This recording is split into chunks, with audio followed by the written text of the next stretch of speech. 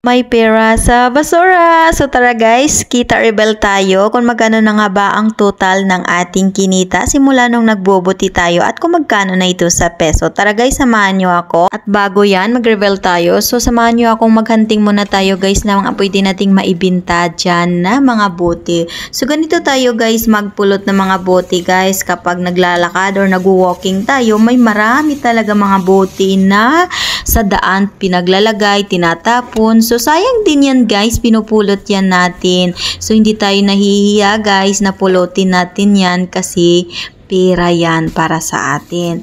Even though guys na ang liit-liit lang yung binibili nila, pero pag tumagal guys, maiipon yan, lalaki at lalaki din yan. Saan ba nagsisimula yung milyon, di ba guys? Pag walang piso, hindi mabubuo ang 1 milyon. Charots, pero totoo yan guys. Wag natin i-underestimate yung mga papiso-piso or agorot na kinikita natin sa bote na yan guys. Kasi habang tumatagal, dadami at dadami na din yan or lalaki na din yan guys. Hindi naman kasi guys mabubuo yung 1,000 kung walang piso, hindi mabubuo yung isang 100 kapag walang piso, di ba guys? Kaya sa katagalan guys, dadami at lalaki din yung mga papiso-piso na ipon natin. So ayan guys, puro bote yung ibibinta natin. Pero guys, alam nyo, ito ang pinakamahirap na ibibinta yung bote kasi ang bigat niya dalhin sa shop.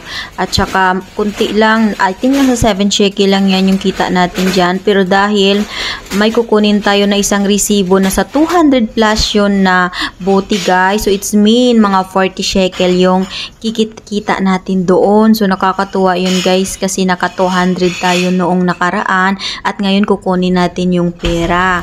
So ngayon guys, ayan, binigyan tayo ni kuya ng 50 shekel, binigyan natin siya ng 3 shekel kasi yung kita natin na totals 47 times 15, so naka 705 tayo ngayon guys in peso. Ngayon guys, i-reveal ko sa inyo yung lahat na total na kinita natin simula nung nagbasura tayo and kung magkano na ito sa Philippines. Kita tayo. Bali ito guys, ipalit ko lang ito dito guys. Dali guys ha. Ito. May 10 shekel dito, palitan lang natin ng coins. Ayan. Bali 95 na to guys oh. So, tulad nung last ko na update, 95 shekel na to, no? So, palitan natin yan ng 10 shekel. Ito ang 10 shekel, kunin natin. Kasi yung kinita natin today, guys, is 47 shekel. Kumita tayo. Dalawang, una nating dala doon, naka 40 shekel tayo. And then, pangalawa, naka 7 shekel tayo. So, ngayon, kunin natin yung 3 shekel. Yan. Kasi 47 lang naman yung natin, yung kita doon. So, magkano na yung kita ngayon natin, guys, no? Nasa 100. Guys, grabe. Naka 142 shekel na tayo.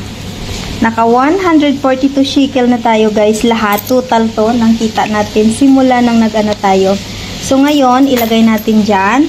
And then, naka-note dito guys yung kita natin. Naka-note dito yung kita natin guys. So, ayan. So, ngayon, i-record ko to. Kahapon, September 1. Today is September. Guys, September 1, no? September. So, August na to. 95 ang August natin nakita. Ang total natin nakita lahat is 95 shekel. Tapos, ngayon, September na naman tayo guys. Pangit ng writing ko guys, oh. So, September. Ilagay natin na unang kita September. So, lagay natin naka 40 shekel tayo guys, no? Naka 40 shekel tayo.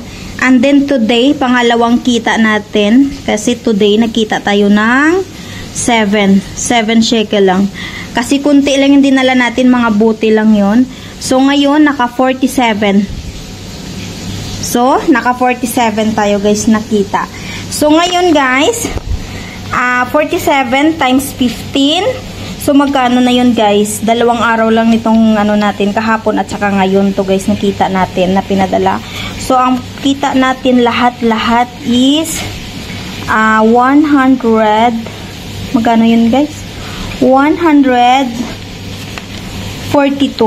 times 142 times 15. So, magkano yun guys na ipon natin guys? So, That's it guys. So abangan niyo guys ang susunod natin. So sa peso pala guys, nung naka-August, itong binta natin, 1, 2, 3, 4, naka-apat-apat na binta tayo guys. Naka 95 shekel tayo oh. 95 shekel times 15. So ang total is 1,425. Naka 1,425 tayo guys. Apat na binta.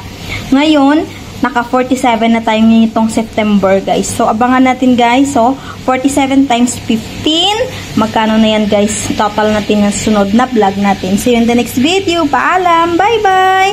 May pira sa basura.